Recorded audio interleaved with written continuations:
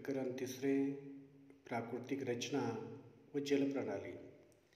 या पाठामध्ये आपण भारत आणि ब्राझील या दोन देशातील प्राकृतिक रचना व जलप्रणाली या घटकाचा अभ्यास आपण या पाठामध्ये करणार आहोत. आपल्यासमोर भारताच्या प्राकृतिक रचनेचा नकाशा आपल्या डोळ्यासमोर आहे. भारताच्या प्राकृतिक रचनेचा अभ्यास करत असताना भारताच्या प्रचंड विस्तारामुळे त्याच्या भौगोलिक परिस्थितीमध्ये मोठी विविधता आढळते आणि त्यामुळं प्राकृतिक रचनेमध्ये या ठिकाणी विविधता आपल्याला दिसून येते. पहिला आहे हिमालय, दुसरा आहे भारतीय मैदानी प्रदेश, तिसरा प्राकृतिक विभाग आहे द्वीपकल्प, चौथा आहे किनारपट्टीचा प्रदेश आणि पाचवा आहे द्वीपसमूह. अशा प्रकारे प्राकृतिक वैशिष्ट्यानुसार भारतीय प्राकृतिक रचनेचे 5 विभाग पडतात. हा प्राकृतिक विभागदर्शक नकाशा आहे भारताचा. हिमालय उत्तर आणि ईशान्य दिशेला पसरलेल्या धनुष्याकृती पर्वतीय हिमालय असं म्हणतो आपण. उत्तर भारतीय मैदानी प्रदेश या उत्तरेकडील पर्वतीय प्रदेशाच्या दक्षिणेकडे असलेला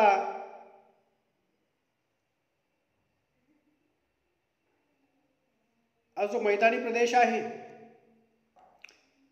हा मैदानी प्रदेश प्रामुख्याने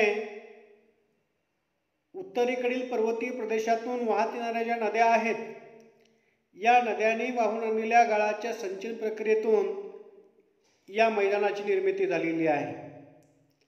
यामध्ये हा वाळवंटी प्रदेश आहे, पश्चिमेकडील मैदानी प्रदेश असेल, मध्यवर्ती मैदानी प्रदेश, पूर्वेकडील मैदानी प्रदेश आणि त्रिभुज प्रदेश या सर्वांचा समावेश उत्तरेकडील मैदानी प्रदेशामध्ये होतो. द्वीपकल्पीय प्रदेश जो आहे, स्थान जे आहे भारताच्या मध्यभागी, हा त्रिकोणी आकाराचा पसरलेला हा जो भूभाग आहे, या भूभागाला द्वीपकल्प. चौथा जो घटक आहे प्राकृतिक घटक, किनारपट्टीचा प्रदेश. भारताला तिन्ही बाजूने सागर सानिध्य लाभल्यामुळं बंगालचा उपसागर असेल, अरबी समुद्र असेल, हिंदी महासागर असेल, पूर्व किनारपट्टीचा प्रदेश, हा पश्चिम किनारपट्टीचा प्रदेश, किनारपट्टीचा प्रदेश हा हिरव्या रंगाने दाखवलेला, पूर्व दिशेला हा पूर्व किनारपट्टीचा प्रदेश आणि पश्चिमेला हा पश्चिम किनारपट्टीचा प्रदेश. समूह भारतीय मुख्य भूमीपासून जरी वेगळा असला तरी भारतीय भूमीचा भूभाग असलेला सागरामध्ये असलेले हे जे बेटं आहेत, या बेटांना द्वीप असं म्हणतो आपण. बंगालच्या उपसागरामध्ये अंदमान निकोबार बेटांचा समूह, अरबी समुद्रामध्ये लक्षद्वीप बेटांचा समूह हे मुख्य भूमीपासून वेगळे असले तरी भारतीय भूमीचा भूभाग आहे. भारताची प्राकृतिक रचनेचे हे 5 विभाग पडतात. हिमालय, उत्तर भारतीय मैदानी प्रदेश, द्वीपकल्प, किनारपट्टीचा प्रदेश, द्वीपसमूह. अशा प्रकारे प्राकृतिक विभाग 5 पडतात. हिमालय या प्राकृतिक घटकाचा अभ्यास या ठिकाणी करणार आहोत. भारताच्या अति उत्तरेला उत्तर आणि ईशान्य दिशेला धनुष्याकृती पर्वतीय प्रदेश जो आहे, या पर्वतीय प्रदेशाला आपण हिमालय असं म्हणतो आपण. हिमालयाची प्रमुख पर्वत श्रेणी सिंधू नदीपासून, जम्मू काश्मीरमध्ये सिंधू नदीपासून ते पूर्व दिशेला ब्रह्मपुत्रा नदीपर्यंत हा पर्वतीय प्रदेश पसरलेला आहे. या पर्वतीय प्रदेशाची पश्चिमेकडे जम्मू काश्मीरमध्ये या पर्वतीय प्रदेशाची रुंदी 400 किलोमीटर रुंदीला जम्मू काश्मीरमध्ये जास्त आहे आणि पूर्वेकडे आसाममध्ये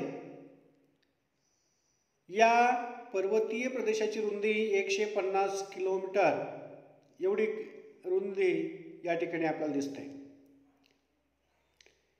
हिमालयाचा हवामान व लोकजीवनावर प्रभाव पडलेला आपल्याला दिसून येतो. उत्तरेकडून येणारे जे शीत वारे आहेत, हे शीत वारे हिमालयामुळे अडवले जातात. भारताच्या दक्षिण किंवा हिंदी महासागराकडून येणारे नैऋत्य मोसमी वारे हिमालयाला अडवले जातात.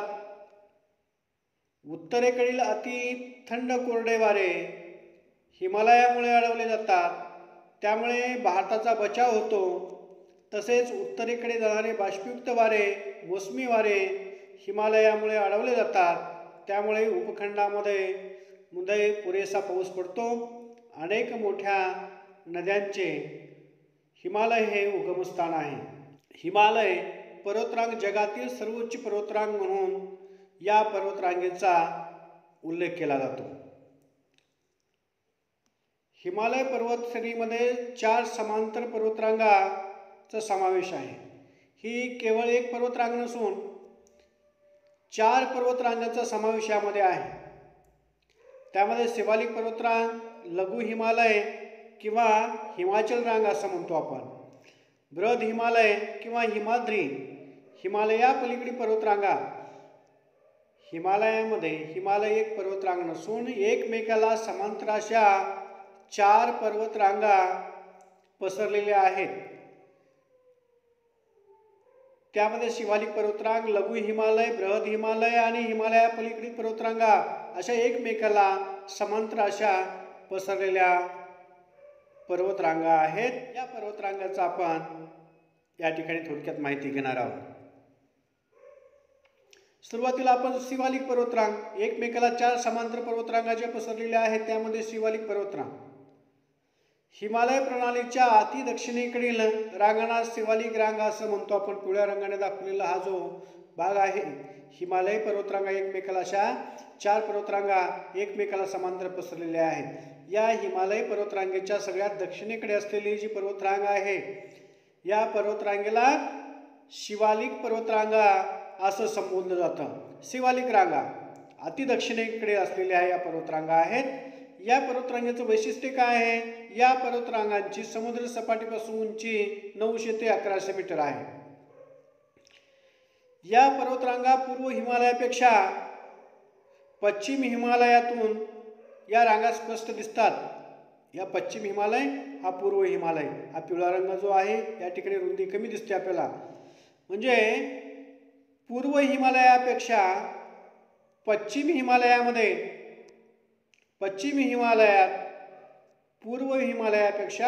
हिमालयातून या रांगा स्पष्ट दिसतात. पश्चिम हिमालयातूनचा विस्तार जास्त आहे.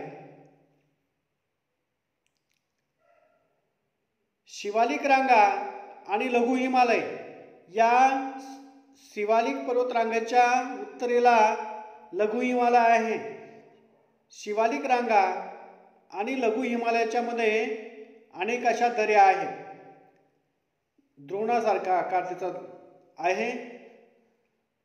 या दऱ्यांना डून असे म्हणतात. उदाहरणार्थ लघु हिमालय आणि शिवालिक टेकड्याच्या मध्ये ज्या दऱ्या आहेत त्या दऱ्यामध्ये डेहराडून, पाटलीडून, कुटलीडून इत्यादी शहरं या भूप्रदेशामध्ये येतात. हिमालयातील दुसरी पर्वतरांग जी आहे लघु हिमालय किंवा हिमाचल रांगा म्हणतो आपण. हिमाचल प्रदेशामध्ये या पर्वतरांगांचा विस्तार असल्यामुळं या पर्वतरांगांना हिमाचल पर्वतरांगा या नावाने सुद्धा संबोधलं जातं. लघु हिमालय शिवालिक पर्वतरांगेच्या उत्तरेला या पर्वतरांगाचा विस्तार आहे. या रांगेची समुद्र सपाटीपासून उंची 4500 मीटरपर्यंत या पर्वतरांगांची उंची आहे. या पर्वतरांगेमध्ये हिमाचल प्रदेशातील धौलधार हिमालयामध्ये हिमाचल प्रदेशातील धौलधार पर्वतरांगेचा समावेश यामध्ये आहे. ही रांग मध्यम उंचीची आहे. मैदानी प्रदेशामध्ये सहजपणे जाणे शक्य असल्यामुळे पर्यटकांचे एक खास आकर्षण आहे. यामध्ये काश्मीरचे खोरे, हा पिवळ्या रंगाने दाखवलेला हा काश्मीरचे खोरा, कुल्लू मनाली आणि कांगराचे खोरे, हे कांगराचे खोरे. हिमालयातील तिसरी पर्वतरांग जी आहे, आपण शिवालिक पर्वतरांग, लघु हिमालयाच्या उत्तरेला बृहद हिमालय किंवा हिमाद्री असं म्हणतो आपण. बृहद हिमालय किंवा हिमालयाची पर्वतरांग अति उंच असून अति उत्तरेकडे आहे.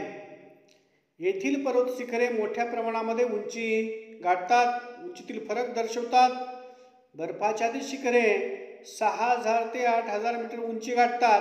अनेक हिमनद्यांचे उगमस्थान या पर्वतरांगेमध्ये आहे. अति उंच पर्वतरांगा, त्याला हिमाद्री पर्वतरांगा असं म्हणतो आपण.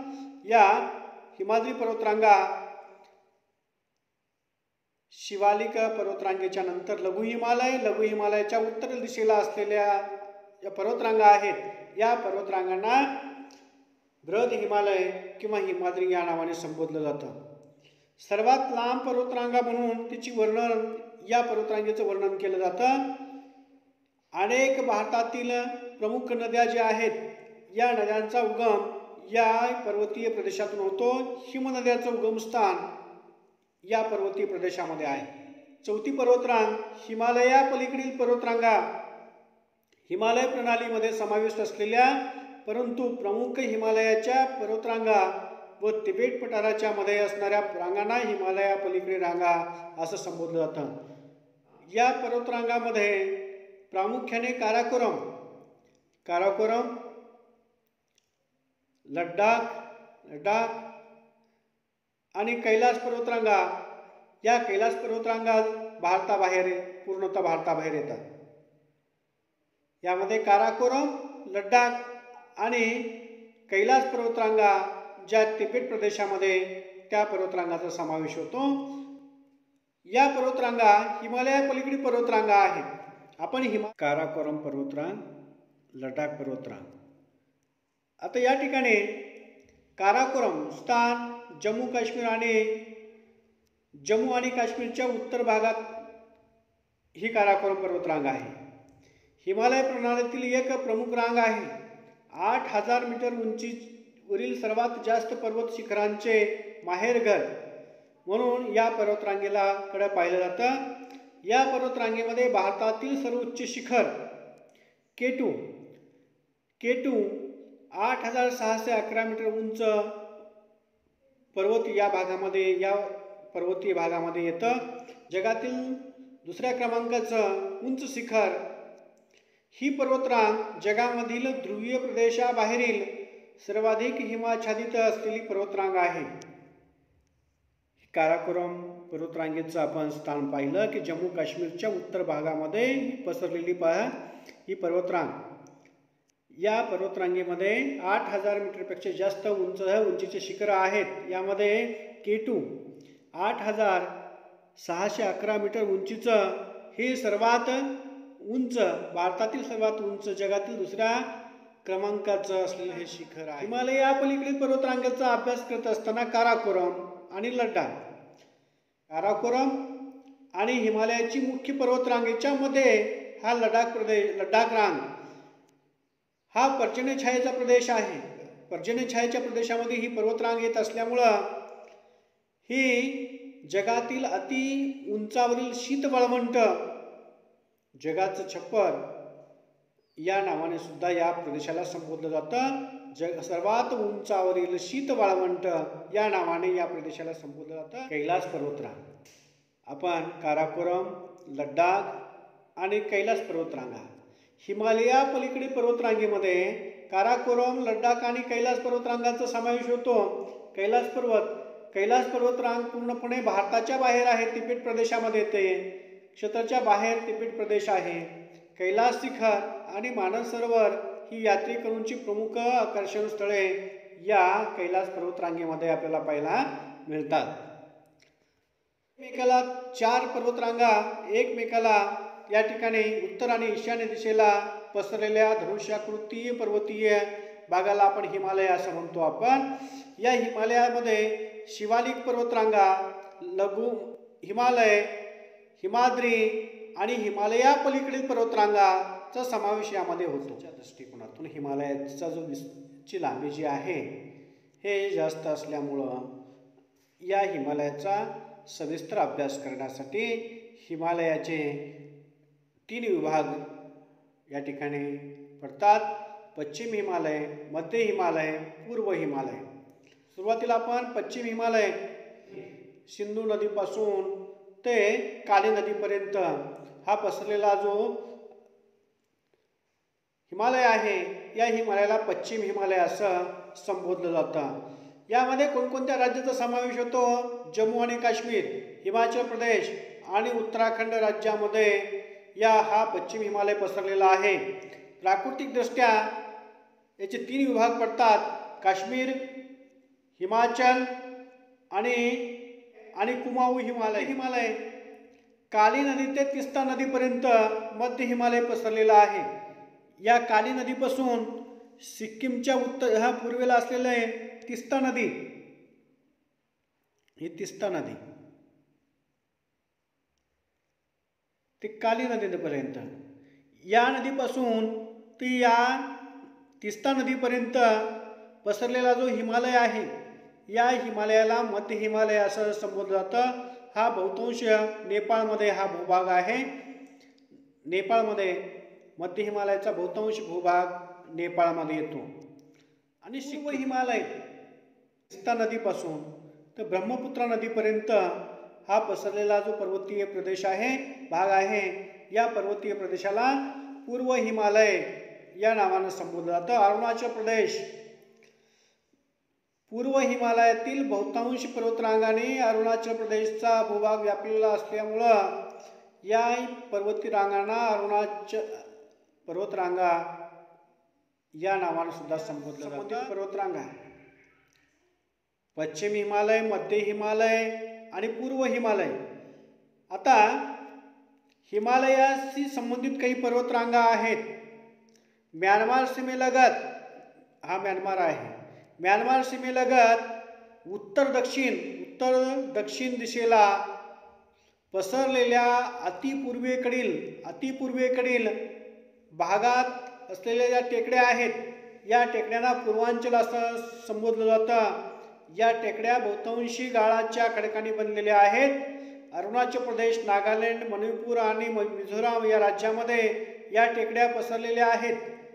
यामध्ये पूर्वांचल, नागालँड, पतकोई या ज्या टेकड्या आहेत हा हिमालयाचाच मध्ये याची गणना केली जाते. पर्वतरांगेमध्ये यांची गणना केली जाते.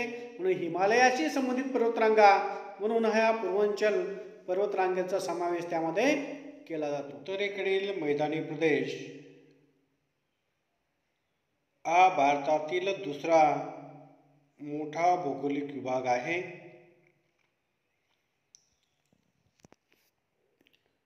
उत्तरेकडील हिमालय आणि दक्षिणेकडील द्वीपकल्पीय पठारी प्रदेश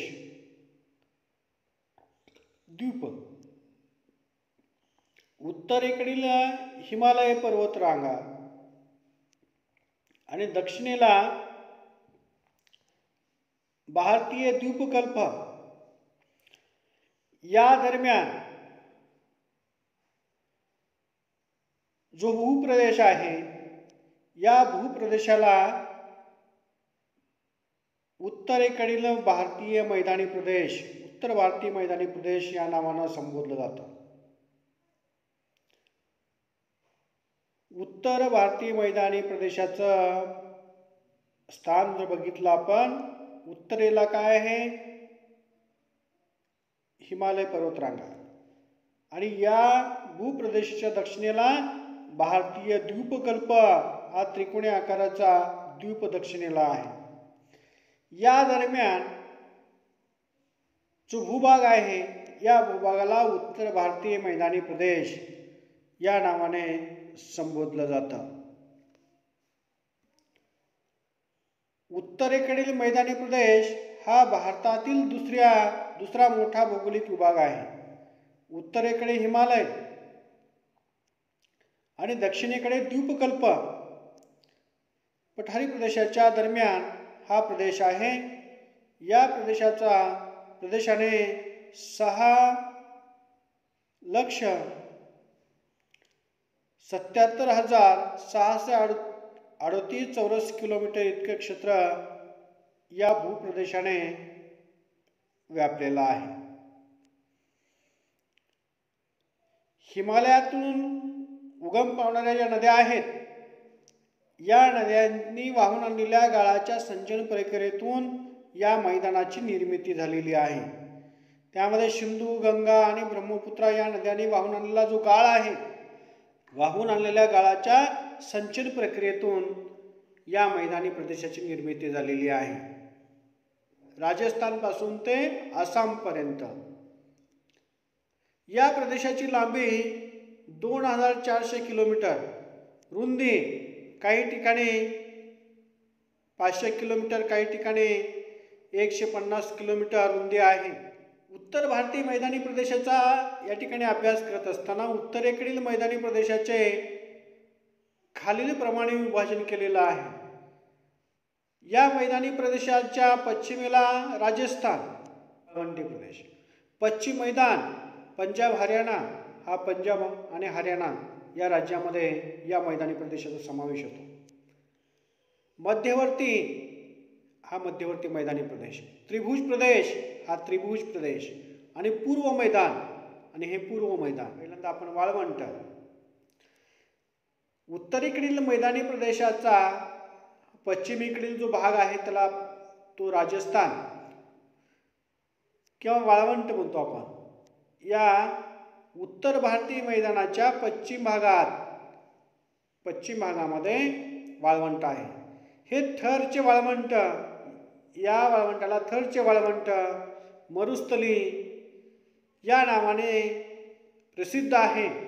राजस्थानचा बहुतांश भाग या वाळवंटाने व्यापलेला आहे. त्यामुळं राजस्थानचे वाळवंट या नावाने सुद्धा या भागाला ओळखलं जातं. राजस्थानच्या मैदानी प्रदेशाला भारतीय महावाळवंट असे म्हणतात. हे जगातले 7वे मोठे वाळवंट आहे. दुसरा घटक पश्चिम मैदान. उत्तर भारतीय मैदानी प्रदेशाचा त्याला मैदानी प्रदेश, मैदान पंजाब हरियाणा हा जो प्रदेशाचे स्थान यमुना नदीच्या पश्चिमेस आहे. भौगोलिक विभाग प्राचीन काळापासून प्रसिद्ध हा भूभाग आहे. सिंधू खोऱ्यातील संस्कृती पंजाबपर्यंत पसरलेली होते. महाभारतातील कुरुक्षेत्र हे प्रसिद्ध ठिकाण या प्रदेशामध्ये येतो. या ठिकाणी सतलज, बियास, या ठिकाणी घग्गर नदी यांच्या संचलन प्रक्रियेतून झालेली आहे. पंजाब मैदानाचा व सर्वसाधारण उतार पश्चिमेकडे आहे. पश्चिमेकडे मृदा सुपीक असल्याने येथे शेती व्यवसाय मोठ्या प्रमाणामध्ये चालतो. उत्तरेकडील मैदानी प्रदेशाचा एक गहन घटक आहे. सविस्तर आपल्याला या घटकाची सविस्तर माहिती, सखोल माहिती मिळवण्यासाठी आपण याचे खंड केले, विभाग केलेले आहेत. उत्तरेकडील मैदानी प्रदेशामधील मध्यवर्ती त्रिभुज आणि पूर्व हा मध्यवर्ती भाग, हा त्रिभुज आणि हा पूर्व भाग. अरवली पर्वताच्या पूर्वेकडील भाग, अरवली पर्वत हा इथं आहे. अरवली पर्वताच्या पूर्वेकडील भाग गंगा नदीच्या खोऱ्याचा प्रदेश असून तेथील मैदानी भाग गंगेचे मैदान म्हणून ओळखला जातो.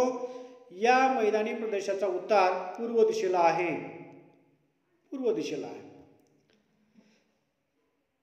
गंगा नदी व तिच्या उपनद्याने वाहून आलेला जो गाळ आहे, या गाळाच्या संचयन प्रक्रियेतून या मैदानाची निर्मिती झालेली आहे. मैदानी प्रदेश आपण उत्तर भारतीय मैदानी प्रदेशाचा हा पूर्वेकडील भाग आहे.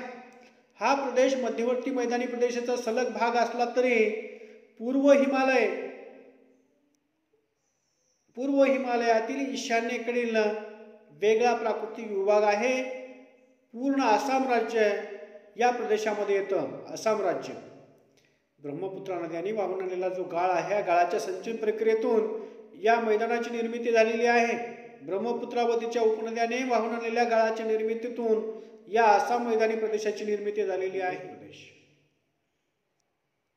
पश्चिम बंगाल आणि बांगलादेश, गंगा नदी आणि ब्रह्मपुत्रा नदी यांनी वाहून आलेल्या गाळाच्या ब्रह्मपुत्रा आणि गंगा नदीच्या मुखाशी वाहून आलेल्या गाळाच्या संचयन प्रक्रियेतून त्रिभुज सुपीक मैदानी प्रदेशाची निर्मिती झालेली आहे. त्या मैदानाला आपण त्रिभुज प्रदेश असं म्हणतो. आपण हा त्रिभुज प्रदेश भारतीय प्राकृतिक रचनेचा तिसरा जो घटक आहे, द्वीपकल्प. द्वीपकल्प हा प्रामुख्याने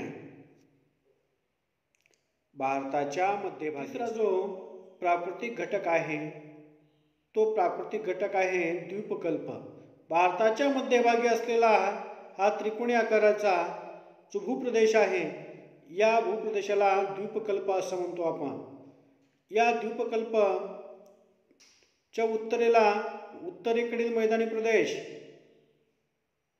पूर्व दिशेला पूर्व किनारी मैदानी प्रदेश,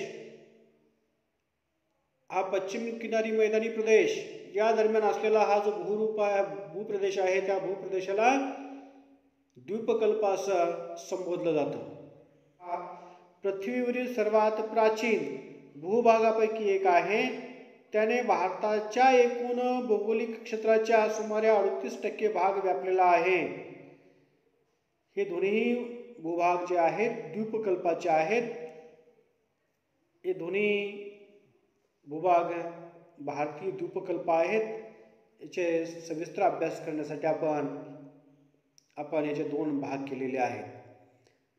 दक्षिणेकडील द्वीपकल्पीय पठारी प्रदेश आणि उत्तर द्वीपकल्पीय पठारी प्रदेश. या प्राकृतिक विभागात उत्तरेकडे नैऋत्य ईशान्य दिशेत पसरलेला असलेला अरवली हा सर्वात अर्वाचीन वली पर्वत आहे.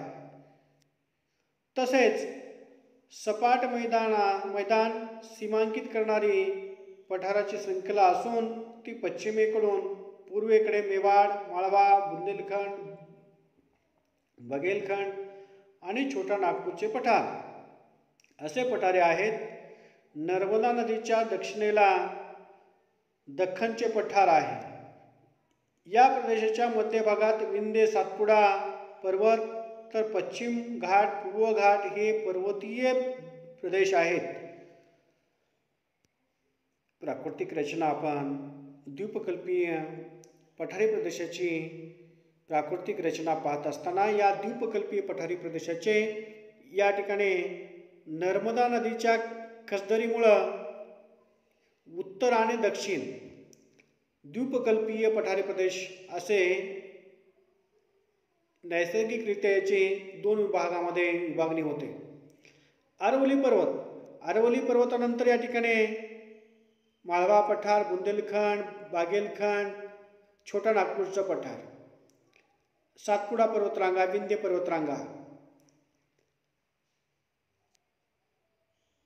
या अरवली पर्वतामध्ये गुरु शिखर, सर्वात उंच शिखर 1722 मीटर उंचीचं हे गुरु शिखर द्वीपकल्पाचा उत्तरेकडील भाग आहे. उत्तर द्वीपकल्पीय पठारी प्रदेश. याच्या दक्षिणेला सातपुडा पर्वतरांगा,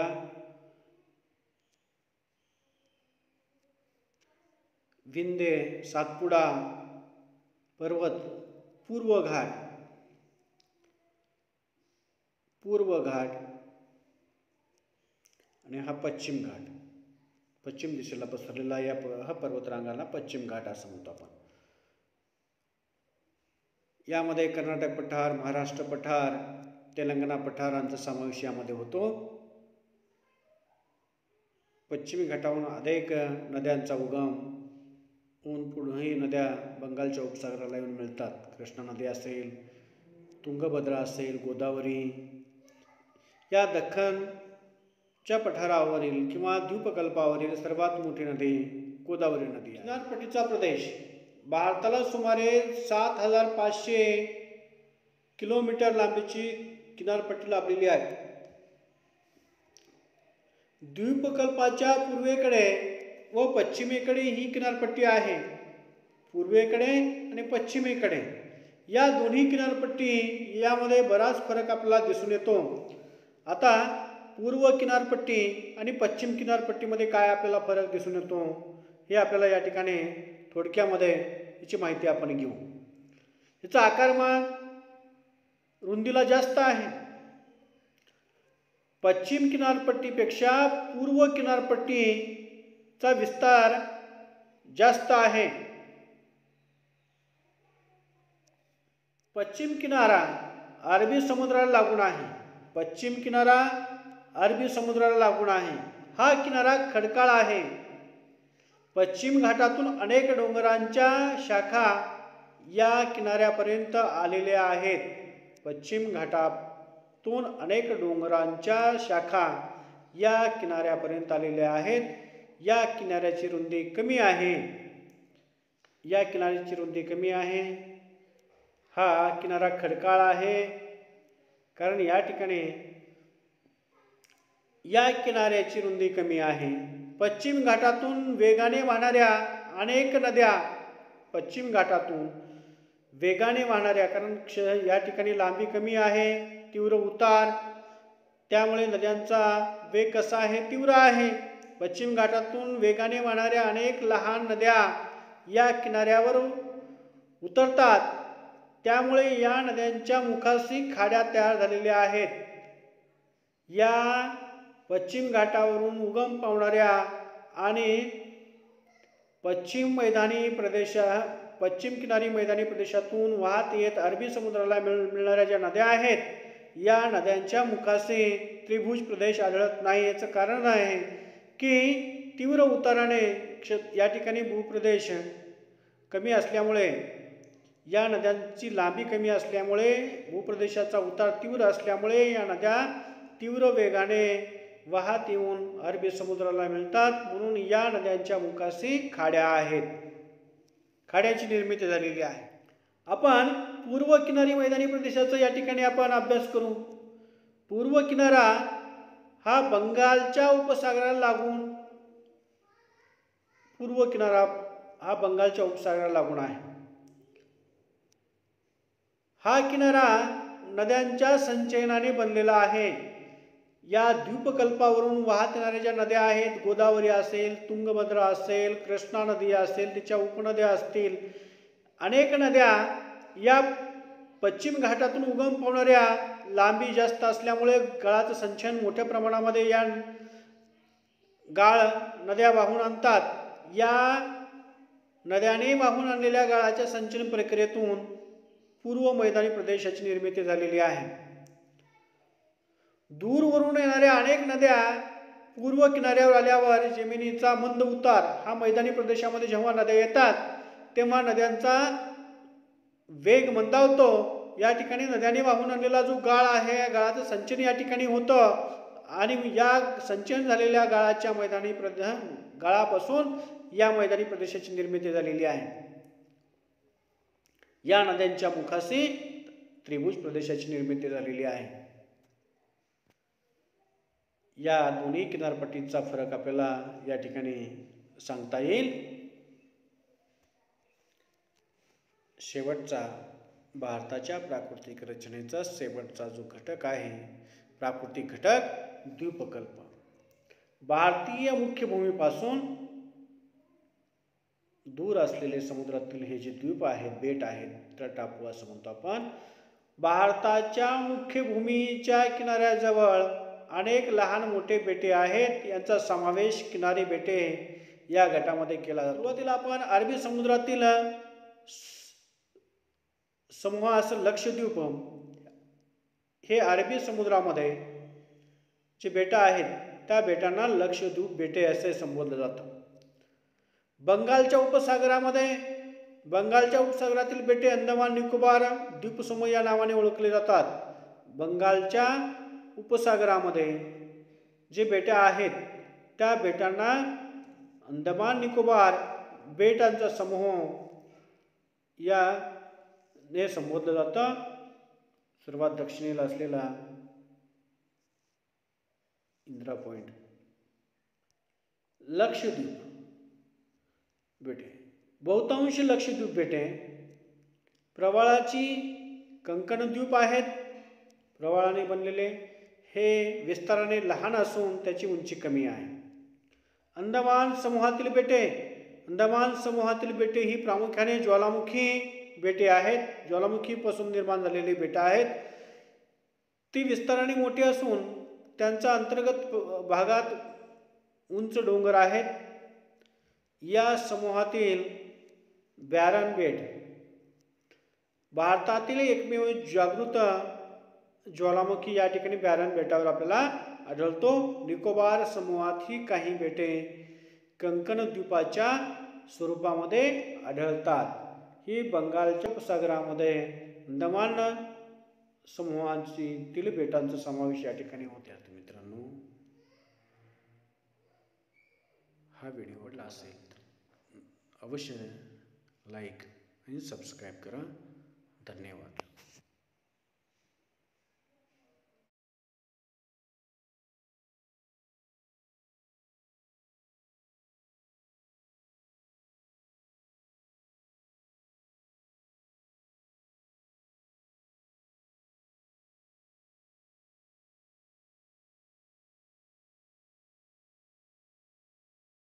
आपण इयत्ता 10वी विषय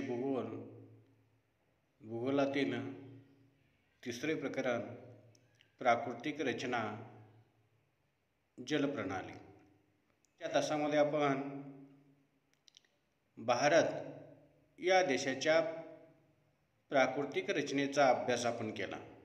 ब्राझील या देशाची प्राकृतिक रचना आणि जलप्रणालीचा अभ्यास आपण या ठिकाणी करणार आहोत. आपल्यासमोर ब्राझीलच्या नकाशाकडे सहज दृष्टिक्षेप टाकला तर आपल्या सहज लक्षात येतं की ब्राझीलचा बराचसा भाग हा उच्चभूमीने व्यापलेला आहे. पठारे आणि लहान लहान पर्वतांनी व्यापलेला हा ब्राझीलमध्ये लांबवर पसरलेल्या व अति उंच पर्वतरांगा नाहीत जशा भारतामध्ये आढळतात. उत्तरेकडील अमेझॉनचे खोरे व नैऋत्येकडे पॅराग्वे नदीच्या उगमाकडील प्रदेश सोडल्यास ब्राझीलमध्ये विस्तीर्ण मैदाने अभावानेच आढळतात. किनारी भागातही मैदाने विस्तीर्ण नाहीत. ब्राझीलच्या प्राकृतिक रचनेचा अभ्यास आपण या ठिकाणी करणार आहोत. ब्राझीलच्या प्राकृतिक रचनेचे प्राकृतिक विभाग 5 पडतात. त्यामध्ये उच्चभूमी, किनारी प्रदेश, अजस्त्र कडा, मैदानी प्रदेश आणि द्वीपसमूह. हे पहिला घटक जो आहे उच्चभूमी. तर ब्राझीलचा प्राकृतिक नकाशा आपल्या डोळ्यासमोर आहे. ब्राझीलचा प्राकृतिक नकाशा आपल्या डोळ्यासमोर असल्यामुळं ही उच्चभूमीचं स्थान जे आहे ब्राझीलच्या प्राकृतिक नकाशामध्ये हे समजून घेणं महत्त्वाचं आहे.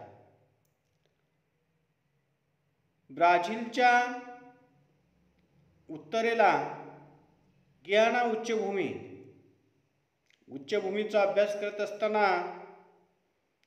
ही गयाना उच्चभूमीचा काही भाग ब्राझीलमध्ये आपल्याला दिसतोय, बराचसा भाग शेजारी राष्ट्र व्हेनेझुएलामध्ये बराचसा भाग यामध्ये आहे. ब्राझीलच्या उच्चभूमीचाच भाग असलेला ही ब्राझीलची उच्चभूमी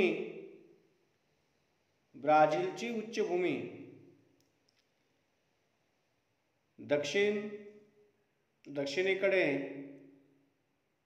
ब्राझीलची उच्चभूमी आणि गियाना उच्चभूमी ही ब्राझीलच्या प्राकृतिक रचनेतील उच्चभूमीचे घटक आहे. दुसरा जो घटक आहे किनारी प्रदेश. ब्राझीलला उत्तर आणि दक्षिणेकडे अटलांटिक महासागर लाभलेला आहे. या किनारी प्रदेशाचा उत्तर आणि दक्षिण अटलांटिक महासागराचा सानिध्य ब्राझीलला लाभलेला आहे. या किनारी प्रदेशाचा अभ्यास आपण या पाठात करणार आहोत. अजस्त्र कडा हा जो अजस्त्र कडा आहे, ब्राझीलच्या दक्षिण भागामध्ये अजस्त्र कडा विस्तार कमी जरी असला तरी ब्राझीलच्या हवामानावर परिणाम करणारा हा प्राकृतिक घटक आहे.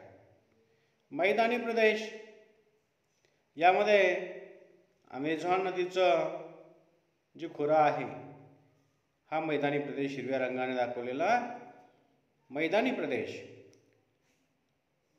हा उत्तरेकडील मैदानी प्रदेश पॅराना, पॅराग्वे नद्यांच्या खोऱ्यातील हा मैदानी प्रदेश.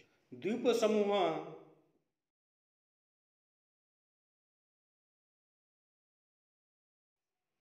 सर्वप्रथम ब्राझीलचा पहिला प्राकृतिक घटक जो आहे, प्राकृतिक रचना जी आहे, उच्चभूमी. ब्राझीलच्या प्राकृतिक रचनेमध्ये उच्चभूमीचं असलेलं स्थान उत्तरेला आणि हा दक्षिणेकडील भाग.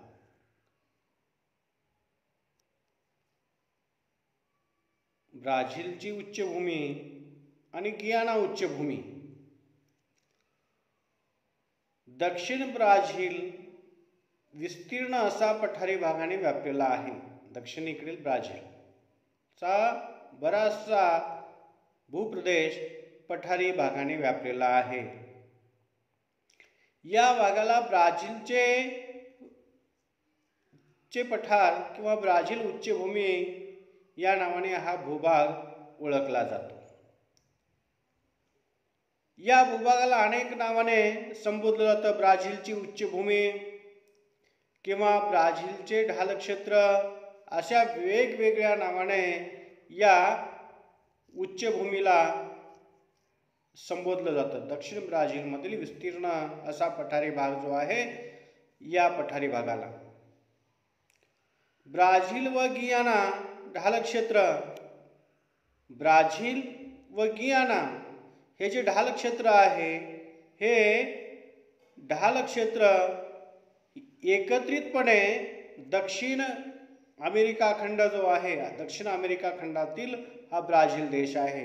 तर एकत्रितपणे दक्षिण अमेरिका खंडातील गाभा क्षेत्र याला मानलं जातं.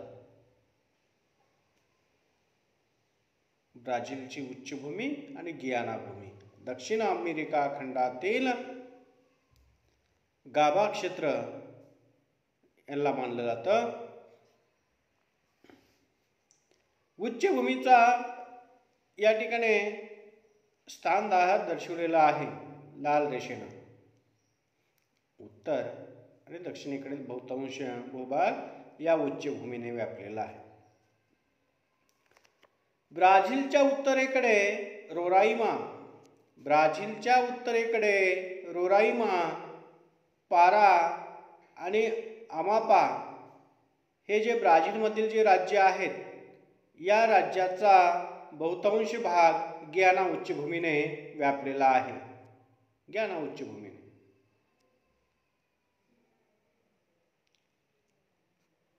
रोराइमा, पारा व अमापा या राज्यात गियाना उच्चभूमीचा भाग आहे, विस्तारलेला आहे. या ब्राझीलच्या सीमेच्या भागामध्ये व्हेनेझुएला, ब्राझीलचं हे शेजारी राष्ट्र जे आहे, आणि ब्राझील किंवा गियाना उच्चभूमी ब्राझील आणि व्हेनेझुएला यांच्या सीमेवर या ठिकाणी या सीमेवर पिको दी नेविना हे 3014 मीटर उंचीचं शिखर या सीमावर्ती भागावर मध्ये आपल्याला गियाना उच्चभूमीच्या भूप्रदेशामध्ये आढळतं. दक्षिण व पूर्व भागात ब्राझील उच्चभूमीची उंची, दक्षिण पूर्व भागामध्ये या ब्राझील उच्चभूमीची उंची 1000 मीटरपेक्षा जास्त आहे. तर काही भागामध्ये 500 ते 1000 मीटर दरम्यान या भूमीची समुद्र सपाटीपासूनची उंची आहे. ही उंची उत्तरेकडे टप्प्याटप्प्याने कमी होत जाते. त्यामुळे या भागातील अमेझॉनच्या उपनद्यामध्ये उत्तरेकडे कमी कमी होत जाते. या उच्चभूमीचा उतार उत्तरेकडे आहे. त्यामुळं या भागातील अमेझॉनच्या उपनद्यामध्ये धावत्या व धबधबे येथील नद्यांचं वैशिष्ट्य आहे. ब्राझील उच्चभूमीच्या दक्षिण उतारावरून पॅराग्वे,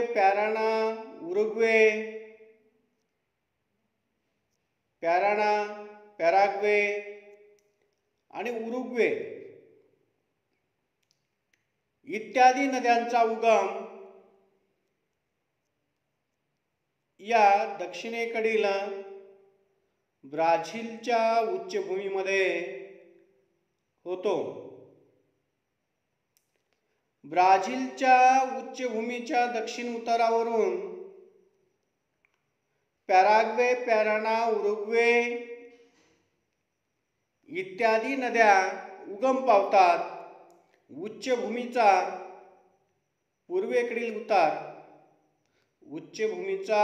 पूर्वेकडील उतार अत्यंत तीव्र अशा अजस्त्र कड्याच्या स्वरूपात आपल्याला दिसून येतो. हा अजस्त्र कडा या ब्राझीलच्या उच्चभूमीच्या पूर्वेकडील उतार तीव्र अशा अजस्त्र कड्याच्या स्वरूपामध्ये आपल्याला दिसतो.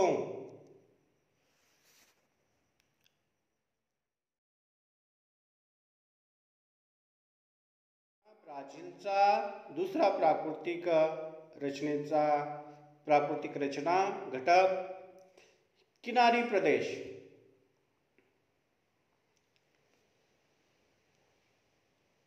ब्राझील या देशाला अटलांटिक महासागराची सीमा लाभलेली आहे.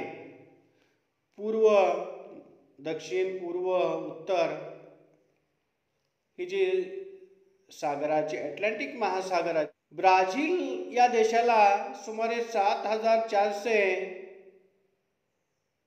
किलोमीटर लांबीची सागर किनारपट्टी लाभलेली आहे.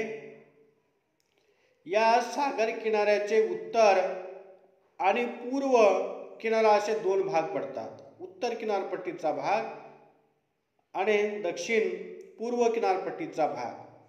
उत्तरेकडील अमापापासून पूर्वेकडे रिओ ग्रँडे दो नार्तेपर्यंत नार्तेपर्यंतचा जो किनारा आहे हा किनारा उत्तर अटलांटिक किनारा म्हणून ओळखला जातो, की साधारणतः अमापापासून रिओ ग्रँडे दो नार्तेपर्यंतचा हा किनारा, या किनाऱ्याला उत्तर अटलांटिक किनारा असे म्हटले जातं. येथून पुढे दक्षिणेकडे पसरलेल्या किनाऱ्यास पूर्व किनारा असे संबोधलं जातं.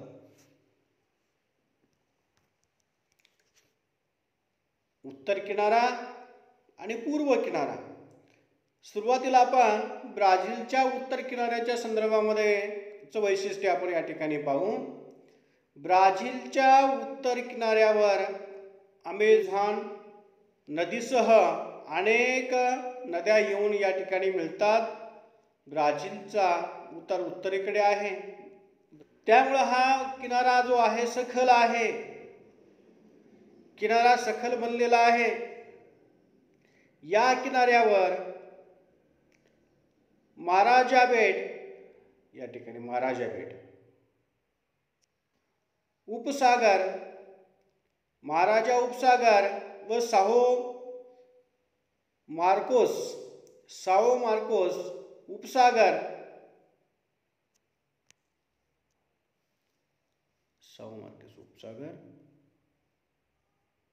महाराजा उपसागर. महाराजा हे मोठे किनारे बेट आहे. हे किनाऱ्यावर असलेलं बेट ते अमेझॉन व टोकटिन्स नद्यांच्या मुखादरम्यान तयार झालेला आहे. टोकटिन्स नद्यांच्या मुखाशी तयार झालेला आपल्याला दिसून येतं. ब्राझीलच्या पूर्वेकडील किनाऱ्यावर अनेक लहान नद्या येऊन मिळतात. अनेक लहान नद्या या दक्षिण अटलांटिक महासागराला येऊन मिळतात. या भागात साओ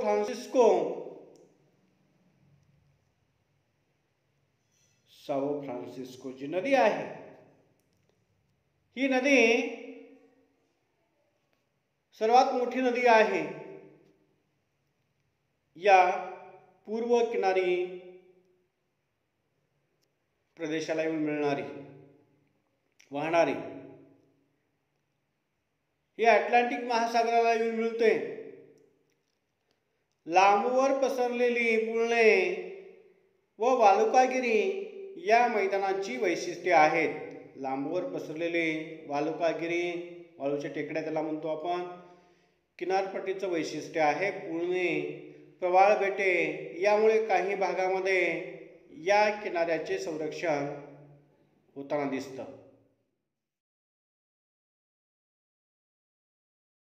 ब्राझीलच्या प्राकृतिक रचनेचा तिसरा प्राकृतिक घटक जो आहे अजस्त्र कडा. या लाल रंगाने दाखवलेला अजस्त्र कडा.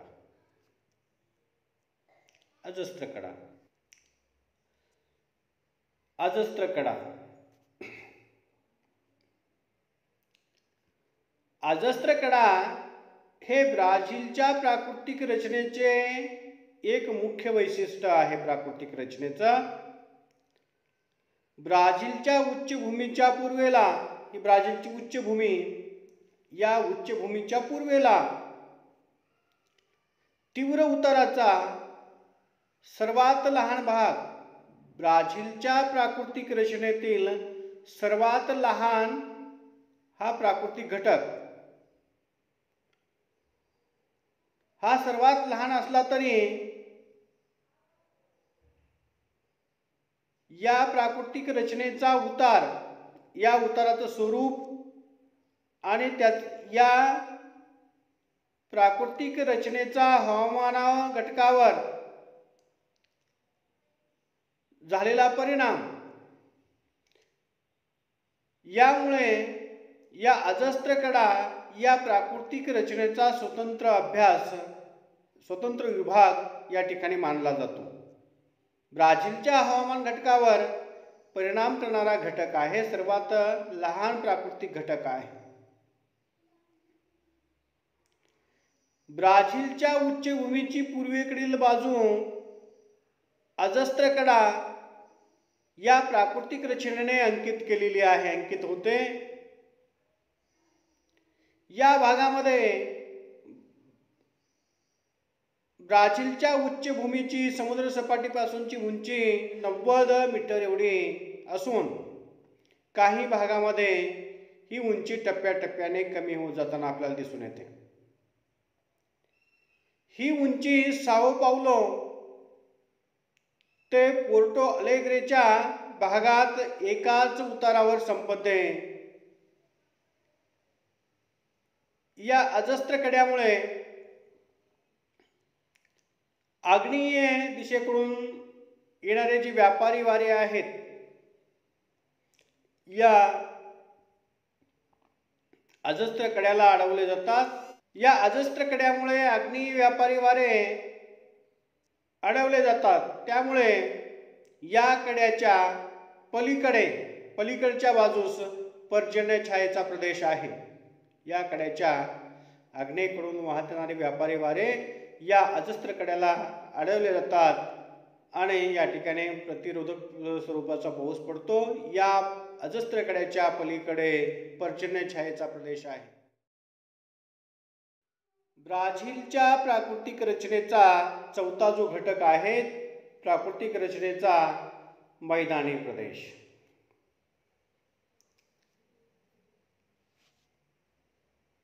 हा ब्राझीलचा प्राकृतिक रचनेचा छेद घेणारी आकृती आहे.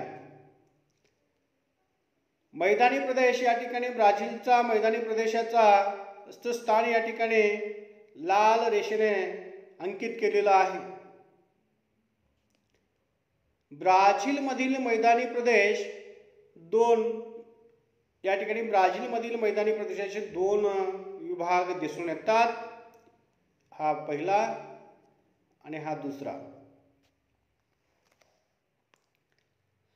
ब्राझीलमधील हा सर्वात विस्तीर्ण मैदानी प्रदेश असून सुरुवातीला आपण या ब्राझीलच्या उत्तरेकडील मैदानी प्रदेशाचा आपण अभ्यास करू.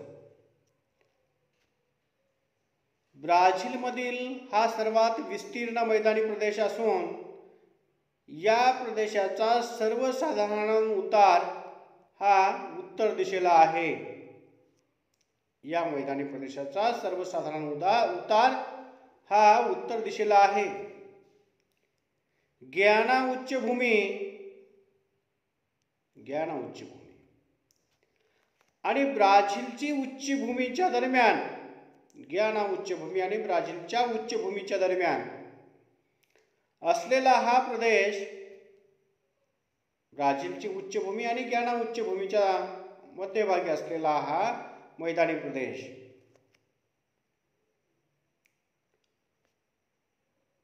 ब्राझीलच्या पश्चिम भागात खूप रुंदी आहे. पश्चिम भागामध्ये रुंदी खूप आहे. 1300 किलोमीटर ब्राझीलच्या पश्चिमेकडे रुंदी जास्त आणि पूर्वेकडे की सर्व ज्या ठिकाणी ग्याना उच्चभूमी आणि ब्राझीलची उच्चभूमी एकत्र येतात त्या ठिकाणी हा विस्तार या मैदानी प्रदेशाचा 240 किलोमीटर इतका आहे.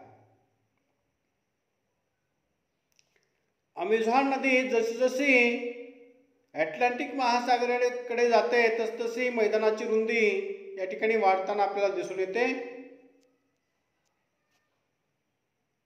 हा प्रदेश पूर्णपणे उष्णकटिबंधीय वर्षावनाने व्यापलेला आहे. या प्रदेशातून 0° अक्षवृत्त गेलेला आहे. विषुववृत्त गेलेलं असल्यामुळं उष्णकटिबंधीय वर्षावनांनी हा भूप्रदेश व्यापलेला आहे. प्रदेश पूर्णपणे उष्णकटिबंधीय वर्षावनाने व्यापलेला असल्यामुळं या ठिकाणी वर्षभर पाऊस, वारंवार येणारे नद्यांना पूर आणि वनांच्या तळाकडील भागामध्ये जमिनीवर वाढणाऱ्या वनस्पती यामुळे हा प्रदेश खूप दुर्गम बनलेला आहे. दलदलीचा दुर्गम प्रदेश, वर्षभर या ठिकाणी विषुववृत्तीय प्रदेश असल्यामुळं उष्णकटिबंधीय वर्षावने या ठिकाणी मोठ्या प्रमाणामध्ये वाढतात. वनस्पतीच्या वाढीसाठी पाणी आणि सूर्यप्रकाश या दोन्ही घटक या मैदानी प्रदेशामध्ये उपलब्ध असल्यामुळे वनांची दाटी मोठ्या प्रमाणामध्ये वनांच्या वाढीसाठी अनुकूल अशी परिस्थिती या ठिकाणी निर्माण झालेली आहे. घनदाट वने या ठिकाणी मोठ्या प्रमाणामध्ये आढळतात. ब्राझीलच्या प्राकृतिक रचनेचा चौथा जो घटक आहे मैदानी प्रदेश, या मैदानी प्रदेशाचा या ठिकाणी आपण अभ्यास करणार आहोत. ब्राझीलच्या मैदानी प्रदेशाचा अभ्यास करत असताना ब्राझीलमधील मैदानी प्रदेशाचे 2 विभाग दिसून येतात. हा पहिला विभाग, हा दुसरा विभाग अमेझॉन नदीचे खोरे आणि दुसरा आहे पॅराग्वे नदीचे खोरे. या खोऱ्यामध्ये ब्राझीलचा मैदानी प्रदेश पसरलेला आहे. ब्राझीलमधील सुरुवातीला आपण हा ब्राझीलच्या उत्तर दिशेला पसरलेला अमेझॉन नदीचं जे खोरं आहे, या अमेझॉन नदीच्या खोऱ्यातील मैदानी प्रदेशाचा आपण या ठिकाणी अभ्यास करणार आहोत.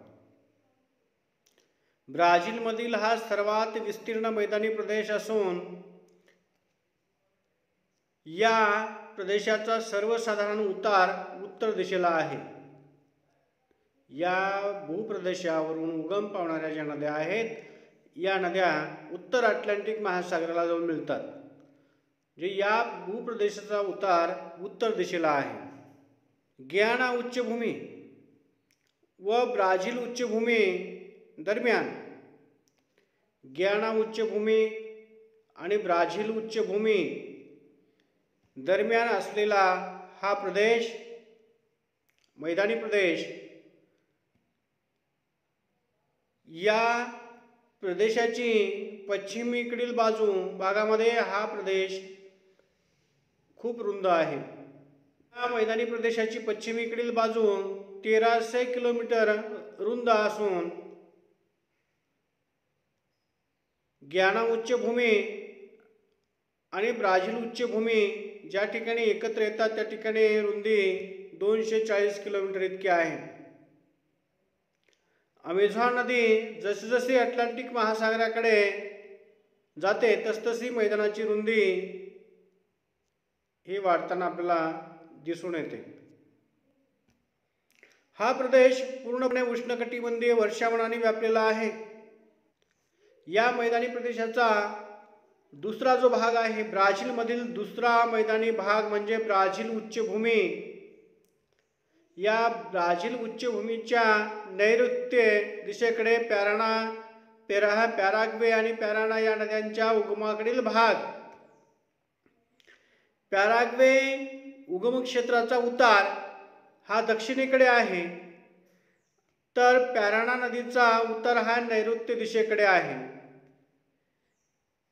पॅटानलला या मैदानी प्रदेशात या ठिकाणी हा पॅटानल प्रदेश, पॅटानल हा दलदलीचा प्रदेश आहे. पॅटानल हा जगातील उष्णकटिबंधीय पाणथळ भूमीपैकी एक प्रदेश आहे. हा प्रदेश ब्राझील उच्चभूमीच्या नैऋत्य भागात पसरलेला आहे. पॅटानलचा हा दलदलीचा जो प्रदेश आहे, या दलदलीच्या प्रदेशामध्ये ब्राझीलमधील माटो ग्रोसो दो सुल राज्यात हा प्रदेश आहे, पसरलेला आहे. पॅटानलचा विस्तार अर्जेंटिना देशातही आपल्याला दिसून येतो. पुढे अर्जेंटिना देशामध्ये या लागून असलेला हा अर्जेंटिना देश, या देशामध्येही या पॅटानल या दलदली प्रदेशाचा विस्तार आपल्याला दिसून येतो. द्वीपसमूह ब्राझीलच्या मुख्य भूमीपासून वेगळा असला तरी ब्राझीलची भूमी असलेले हे बेट मुख्य भूमीशिवाय काही बेटांचा समावेश यामध्ये होतो. मुख्य भूमीशिवाय सागरातील बेटांचा यामध्ये समावेश होतो. त्याचं वर्गीकरण किनारी बेटे, किनारी प्रदेशावर असलेले बेट आणि सागरीय बेटे, सागरामध्ये समुद्रामध्ये असलेले बेट. ते किनारी बेटे हे संचयनातून निर्माण झालेले आहेत. नद्याने वाहून आणलेले जे गाळ आहे, नद्याने वाहून आणलेल्या गाळाच्या संचयन प्रक्रियेतून निर्माण झालेले दिसून येतात. सागरी बेटे ही मुख्य भूमीपासून निर्माण झालेली आहेत. सागरातील जे बेटे आहेत हे सागरी बेटे मुख्य भूमीपासून निर्माण झालेले आहेत. सागरी बेटे मुख्य भूमीपासून 300 किलोमीटर दूर अटलांटिक महासागरात आहेत. हे बेटे बहुतेक खडकाळ असून ते जलमग्न डोंगरांच्या पायथ्याचे भाग आहेत. दक्षिण अटलांटिक महासागराच्या किनारी भागातील बेटे प्रबळ असून त्यांना कंकण द्वीप या नावाने संबोधलं जातं.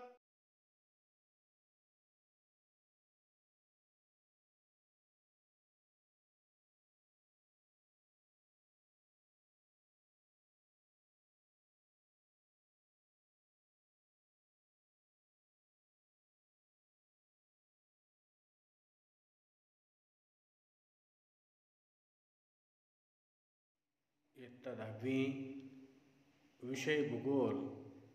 भूगोलातील प्रकरण 3 प्राकृतिक रचना व जलप्रणाली. या पाठातील शेवटचा घटक जो आहे जलप्रणाली,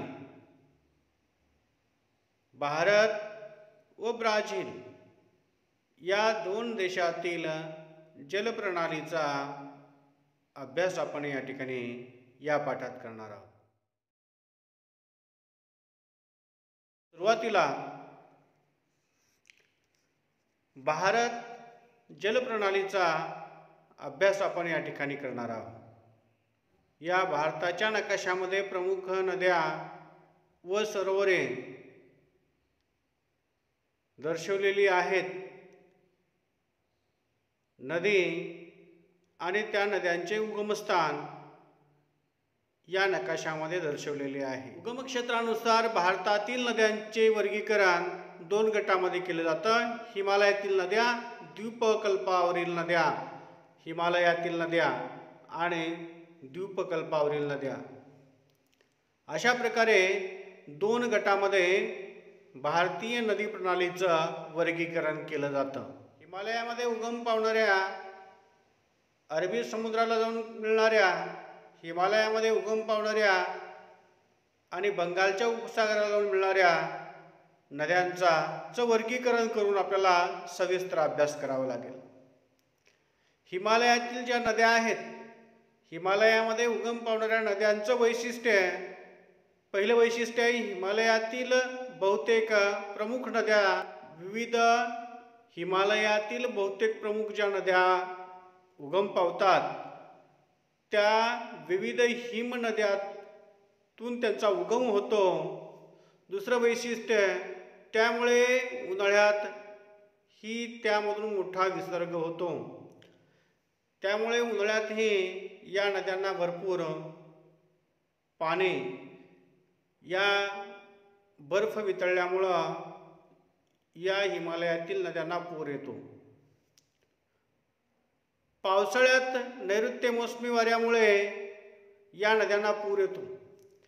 हिवाळ्यामध्ये बर्फ वितळून पावसाळ्यामध्ये नैऋत्य मोसमी वाऱ्यामुळे या नद्यांना पूर येतो. या नद्या 12माही वाहणाऱ्या नद्या आहेत. हिमालयामधील बर्फ वितळून उन्हाळ्यामध्ये या नद्यांना पूर येतो, विसर्ग मोठ्या प्रमाणामध्ये होतो आणि नैऋत्य मोसमी वाऱ्यामुळे पावसाळ्यामध्ये या नद्यांना पूर येतो. हिमालयातील नद्यांचा अभ्यास करत असताना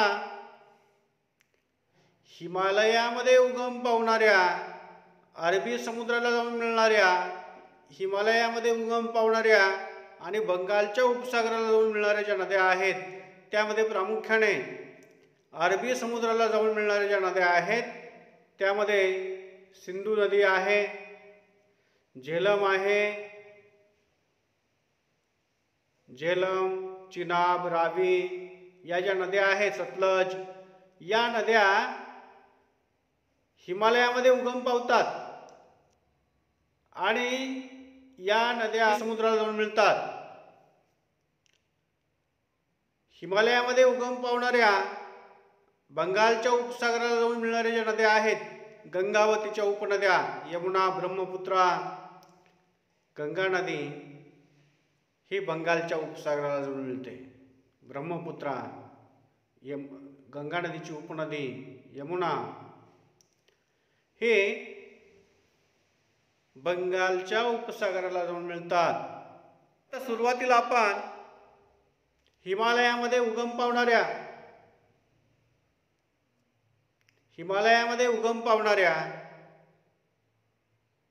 आणि अरबी समुद्राला जाऊन मिळणाऱ्या ज्या नद्या आहेत त्यामध्ये प्रमुख नदी आहे सिंधू नदी. या सिंधू नदीचा उगम मानस सरोवरामध्ये होतो.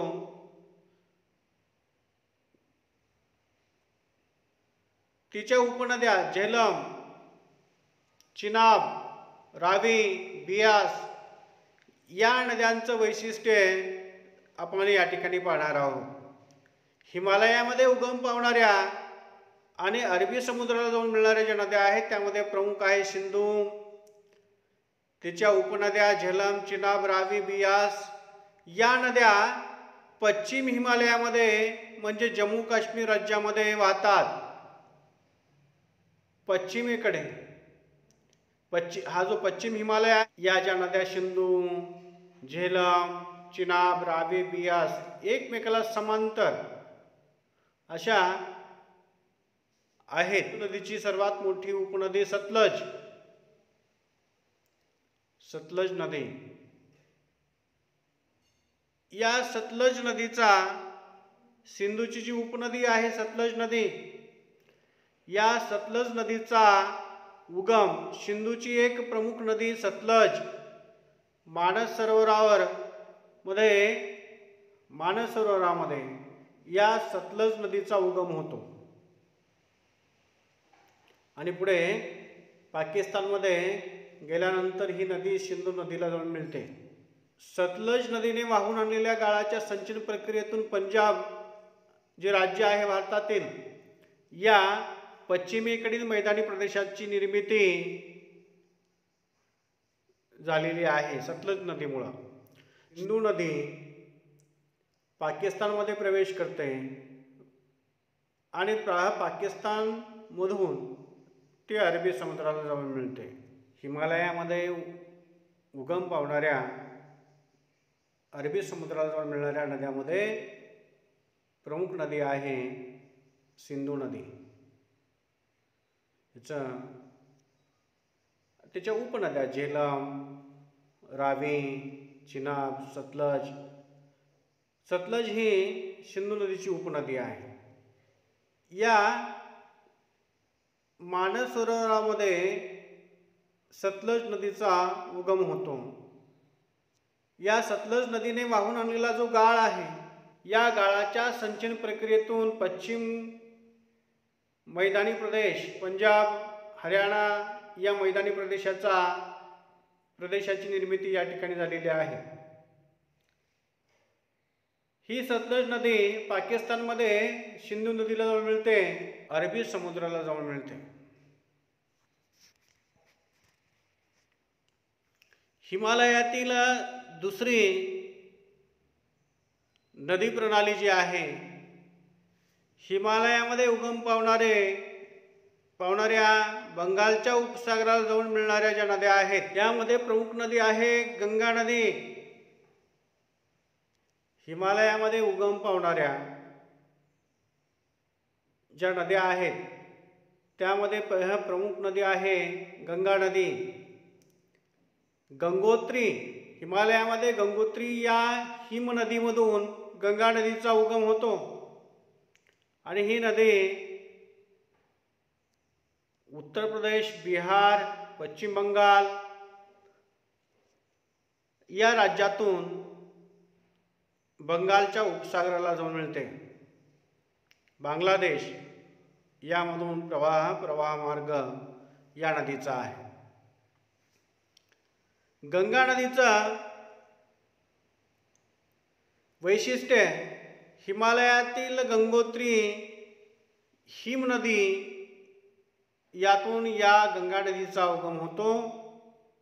गंगोत्री या हिमनदीतून हिमालय ओलांडून मैदानी प्रदेशामध्ये आल्यानंतर ती पूर्व दिशेने वाहते, पूर्व वाहिनी बनते. हिमालय ओलांडल्यानंतर पूर्व दिशेला वाहते, पूर्व वाहिनी बनते. यमुनोत्री येथे उगम पावणारी यमुना नदी गंगेची एक प्रमुख उपनदी आहे. हिमालयामध्ये यमुनोत्री या ठिकाणी यमुना नदीचा उगम होतो. ही यमुना नदी गंगा नदीला येऊन मिळते. यमुना नदी गंगा नदीची प्रमुख उपनदी आहे. गंगेची दुसरी मोठी उपनदी जी आहे तिबेटमधून जेव्हा ही नदी वाहते तेव्हा त्याला सांगपो या नावाने ही नदी ओळखली जाते. हिमालय ओलांडताना या नदीला दिहांग या नावाने संबोधलं जातं, ओळखलं जातं. मानस सरोवरामध्ये सांगपो नदी भारतामध्ये जेव्हा प्रवेश करते, हिमालय ओलांडताना दिहांग या नावाने या नदीला ओळखलं जातं. आसाम या राज्यामध्ये जेव्हा ही नदी प्रवेश करते तेव्हा त्याला ब्रह्मपुत्रा या नावानं संबोधलं जातं. ही ब्रह्मपुत्रा नदी आसाम राज्यातून बांगलादेशमध्ये प्रवेश करते आणि गंगा नदीला येऊन मिळते. ब्रह्मपुत्रा आणि गंगा नदी जेव्हा बांगलादेशमध्ये एकत्र येतात,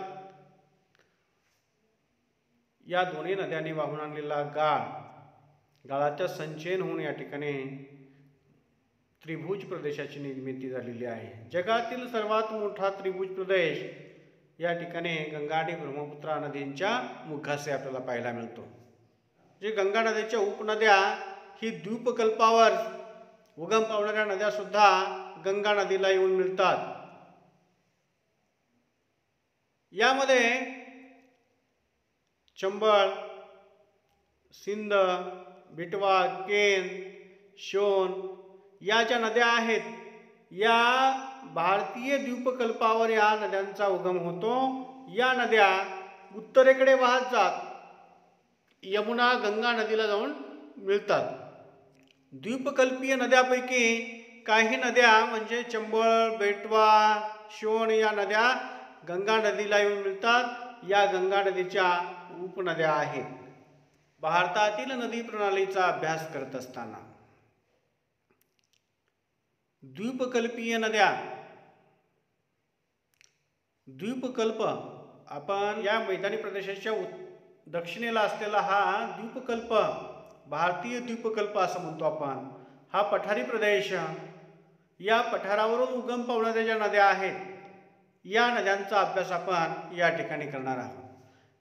या द्वीपकल्पावरील मध्ये उगम पावणाऱ्या ज्या नद्या आहेत या नद्यांचं वर्गीकरण प्रामुख्याने पश्चिम वाहिनी नद्या आणि पूर्व वाहिनी नद्या या दोन गटामध्ये आपल्याला करावं लागतं. सुरुवातीला आपण द्वीपकल्पीय ज्या नद्या आहेत याचं वर्गीकरण सुरुवातीला आपण पश्चिम वाहिनी नद्या, या द्वीपकल्पावर उगम पावणाऱ्या ज्या नद्या आहेत या द्वीपकल्पावर उगम पावणाऱ्या नद्या सुरुवातीला आपण पश्चिम वाहिनी नद्यांचा अभ्यास करू. आपण ही पूर्व दिशा, ही पश्चिम दिशा, ही दक्षिण दिशा आणि ही उत्तर दिशा भारताची. द्वीपकल्पीय पठारी प्रदेशामध्ये उगम पावणाऱ्या आणि पश्चिमेकडे वाहणाऱ्या ज्या नद्या आहेत या नद्यांचा पश्चिमेकडे वाहत जात अरबी समुद्राला जाऊन मिळतात. द्वीपकल्पावर उगम पावणाऱ्या अरबी समुद्राला जाऊन मिळणाऱ्या नद्यांचा आपण या ठिकाणी अभ्यास करणार आहोत. द्वीपकल्पाच्या पश्चिम भागामध्ये पश्चिम घाट हा महत्त्वाचा जलविभाजक आहे. उत्तर दक्षिण दिशेस पसरलेला हा चिंचोळा पश्चिम घाट, प्राकृतिक रचनेमध्ये आपण पश्चिम घाट, पूर्व घाट या घटकाचा अभ्यास केलेला आहे. भारताच्या पश्चिम दिशेला हा पश्चिम घाट, महाराष्ट्रामध्ये सह्याद्री असं म्हणतो आपण त्याला. तर द्वीपकल्पाच्या पश्चिम भागात पश्चिम घाट हा महत्त्वाचा जलविभाजक आहे. भारतामध्ये येणारी जी नैऋत्य वारे आहेत हे नैऋत्य वारे या पश्चिम घाटाला अडवले जातात आणि या घाटाच्या पश्चिम दिशेकडे प्रतिरोधक स्वरूपाचा पाऊस पडतो. मोठ्या पावसाळ्यामध्ये या नद्या वाहतात. त्यामुळे या नद्यांच्या खोऱ्यात पश्चिम घाट आणि अरबी समुद्र या दरम्यान वाहणाऱ्या नद्यांची लांबी कमी आहे. पश्चिम घाट हा जलविभाजक असल्यामुळं या पश्चिम घाटावरून काही नद्या पश्चिम दिशेला वाहतात, अरबी समुद्राला मिळतात. बहुतांश नद्या या पश्चिम घाटाच्या पूर्व सीमेवर उगम पावतात आणि बंगालच्या उपसागराला जाऊन मिळतात. त्यामुळे या नद्यांच्या खोऱ्यात पश्चिम घाट आणि अरबी समुद्र या दरम्यान वाहणाऱ्या नद्यांची लांबी, या ठिकाणी पश्चिम घाट आहे, या पश्चिम घाटाकडून वर उगम पावतात आणि बंगालच्या उपसागराकडे वाहतात. या नद्यांची लांबी ही कमी आहे. या नद्याची लांबी कमी असल्यामुळं आणि उतार तीव्र असल्यामुळं या नदींच्या मुखाशी खाड्या तयार होतात. यामुळे या नद्यांच्या खोऱ्यात पश्चिम घाट आणि अरबी समुद्र या दरम्यान वाहणाऱ्या नद्यांची लांबी कमी आहे, पण प्रवाह या पाण्याचा वेग जास्त असतो. अशा प्रकारच्या पश्चिम घाटाच्या पश्चिम दिशेला केरळ, कर्नाटक, महाराष्ट्र, दक्षिण गुजरातमधील किनारी प्रदेशातील नद्यांचे गुणधर्म सर्वसाधारणपणे सारख्या स्वरूपाचे आहेत. हा पश्चिम घाटाच्या पश्चिम दिशेला वाहणाऱ्या ज्या नद्या आहेत त्यामध्ये केरळमधील नद्या असतील, कर्नाटक असेल, महाराष्ट्र असेल, गुजरात असेल, या पश्चिम घाटावर उगम पावणाऱ्या आणि पश्चिम दिशेला बंगाल या ठिकाणी अरबी समुद्राला जाऊन मिळणाऱ्या ज्या नद्या आहेत या नद्यांचे सर्व नद्यांचे गुणधर्म हे सारख्या स्वरूपाचे आहेत. भूप्रदेश कमी आहे. तीव्र उतारामुळे या नद्यांच्या मुखाशी खाड्या आपल्याला पाहायला मिळतात. द्वीपकल्पीय नद्या, पश्चिम वाहिनी नद्या या नावाने या नद्यांना ओळखलं जातं. या नद्या उगम पावतात आणि द्वीपकल्पावर उगम पावून या नद्या अरबी समुद्राला जाऊन मिळतात. त्यामध्ये तापी व नर्मदा या नद्या ज्या आहेत, नर्मदा, तापी या नद्या खसदरीतून वाहतात. या नर्मदा नदीच्या खसदरीमुळे दक्षिण द्वीपकल्प, उत्तर द्वीपकल्प अशा प्रकारे प्राकृतिक विभागणे या नर्मदा नदीमुळे आपल्याला पाहायला मिळते. द्वीपकल्पावरून उगम पावणाऱ्या या नद्या नर्मदा नदी, तापी नदी खसदरीतून वाहतात. मही नदी ही प्रामुख्याने वायुव्य नैऋत्य दिशेला ही मही नदी वाहते. साबरमती नदी या नद्या द्वीपकल्पावर उगम पावतात आणि पश्चिमेकडे वाहतात आणि अरबी समुद्राला जाऊन मिळतात. अरवली पर्वताच्या दक्षिण उतारावर साबरमती नदीचा उगम होतो. ही नदी उत्तर दक्षिण दिशेने ही वाहते, अरबी समुद्राला जाऊन मिळते. याशिवाय अरवलीच्या पश्चिम उतारावर उगम पावणारी लुनी नदी, राजस्थानमध्ये लुनी नदी या लुनी नदीचा समावेश सुद्धा ही नदी अरबी समुद्राला जाऊन मिळते. द्वीपकल्पीय नद्यांचा अभ्यास करत असताना पूर्ववाहिनी नद्या, बंगालच्या उपसागरात मिळणाऱ्या नद्या, द्वीपकल्पावर उगम पावणाऱ्या पूर्व दिशेला वाहणाऱ्या आणि बंगालच्या उपसागराला जाऊन मिळणाऱ्या ज्या नद्या आहेत, द्वीपकल्पाचा बराचसा प्रदेश बंगालच्या उपसागराच्या पाणलोट क्षेत्राचा भाग आहे. बहुतांश नद्या या द्वीपकल्पावर उगम पावतात आणि बंगालच्या उपसागराला जाऊन मिळतात. या द्वीपकल्पावरून उगम पावणाऱ्या ज्या नद्या आहेत त्यामध्ये महानदी, गोदावरी, कृष्णा व कावेरी या प्रमुख नद्यांचा समावेश यामध्ये होतो. गोदावरी, महानदी, कृष्णा व कावेरी या प्रमुख नद्यांचा समावेश यामध्ये होतो. गोदावरी, कृष्णा, कावेरी या प्रमुख नद्यांचा समावेश होतो. या नद्या पश्चिम घाटावर उगम पावतात आणि द्वीपकल्पावरून वाहत या पूर्व दिशेकडे बंगालच्या उपसागराला मिळतात. पूर्व वाहिन्यामध्ये बंगालच्या उपसागरामध्ये जाऊन मिळणाऱ्या ज्या नद्या आहेत त्यामध्ये गोदावरी, कृष्णा, कावेरी या तिन्ही नद्यांचा उगम पश्चिम घाटाच्या पूर्व दिशेला होतो. पश्चिम घाटाच्या पूर्व दिशेला गोदावरी नदी ही प्रामुख्याने नाशिक जिल्ह्यातील त्र्यंबकेश्वर तालुक्यामध्ये ब्रह्मगिरी या ठिकाणी या नदीचा उगम होतो. या गोदावरी नदीला दक्षिण भारताची गंगा या नावाने सुद्धा संबोधलं जातं. दक्षिण भारतातील सर्वात मोठी नदी आणि भारतातील दुसऱ्या क्रमांकाची नदी म्हणून गोदावरी नदीला संबोधलं जातं. कृष्णा नदीचे खोरे, कृष्णा नदीच्या ज्या उपनद्या आहेत त्यामध्ये भीमा, तुंगभद्रा आणि भीमा या कृष्णा नदीच्या उपनद्या आहेत. कावेरी नदी दक्षिण भारतामध्ये किंवा द्वीपकल्पाच्या दक्षिणेकडे पश्चिम घाटातून उगम पावणारी कावेरी नदी कर्नाटक आणि तामिळनाडू या राज्यातून वाहते. कर्नाटक, तामिळनाडू राज्यामधून बंगालच्या उपसागराला येऊन मिळते. ब्राझीलची नदी प्रणाली, ब्राझीलच्या नदी प्रणालीचा अभ्यास करत असताना आपल्यासमोर हा ब्राझीलचा नदी प्रणालीचा नकाशा आपल्या डोळ्यासमोर आहे.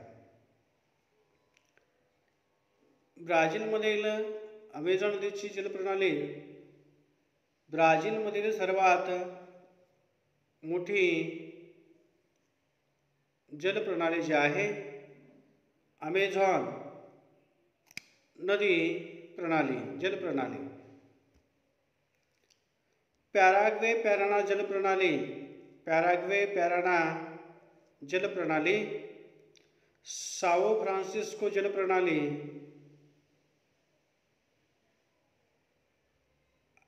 आणि चौथा आहे किनारी प्रदेशातील जलप्रणाली. सर्वप्रथम आपण अमेझॉन नदीची जलप्रणाली जी आहे, अमेझॉन नदीची जलप्रणाली ब्राझीलमधील सर्वात मोठी जलप्रणाली आहे. ब्राझील उच्चभूमीवरून उगम पावणाऱ्या ज्या नद्या आहेत उत्तरेकडे वाहत अमेझॉन नदीला येऊन मिळतात. या उपनद्या आणि गियाना उच्चभूमीवरून उगम पावणाऱ्या ज्या नद्या आहेत या नद्या अमेझॉन नदीला येऊन मिळतात. अमेझॉन नदीच्या खोऱ्याचा विस्तार पाहता ब्राझीलचा बहुतांश भूभाग या अमेझॉन नदीच्या खोऱ्याने व्यापलेला आहे. अमेझॉन नदीचा उगम पेरू देशातील अँडीज पर्वत रांगेच्या पूर्व उतारावर झालेला आहे. पेरू देश.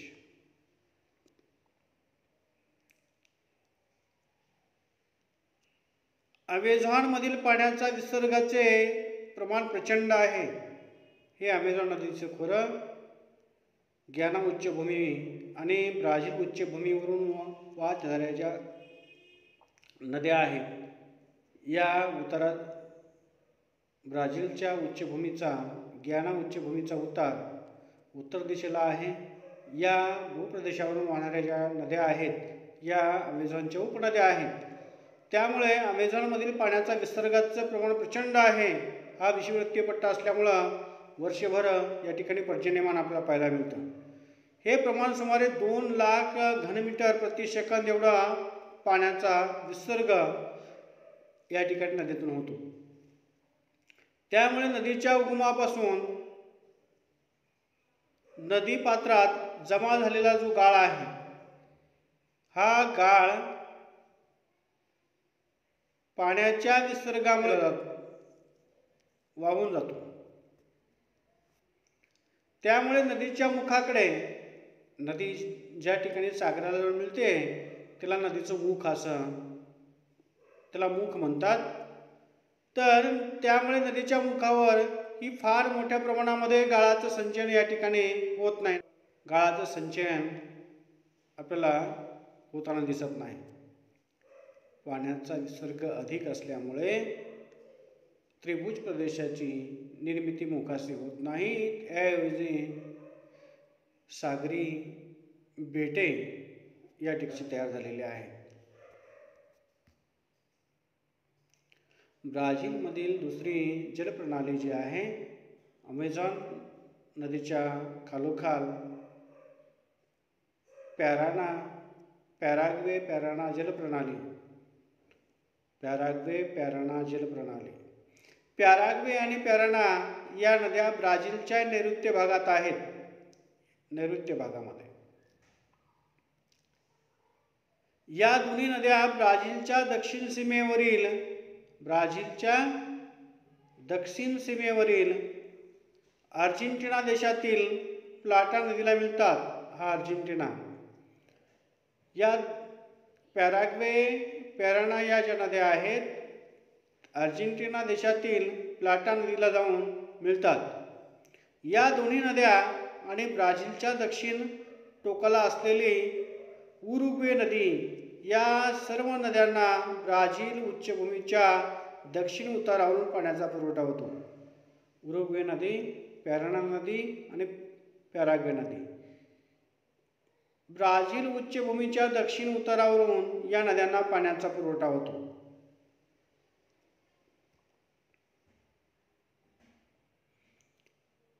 तिसरी जलप्रणाली, ब्राझीलमधील तिसरी जलप्रणाली साओ फ्रान्सिस्को जलप्रणाली. साओ फ्रान्सिस्को ही ब्राझीलमधील तिसरी महत्त्वाची नदी असून तिचे संपूर्ण पाणलोट क्षेत्र ब्राझीलच्या हद्दीमध्ये येते.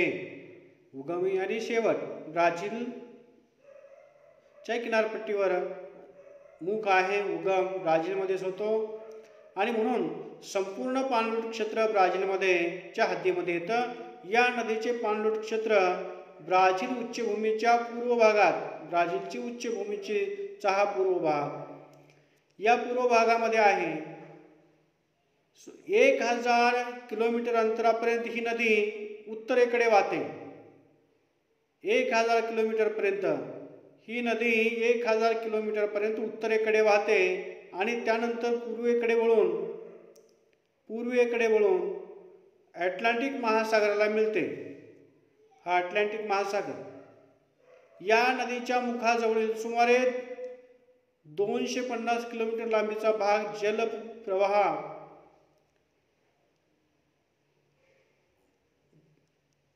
जलप्रवासासाठी योग्य आहे.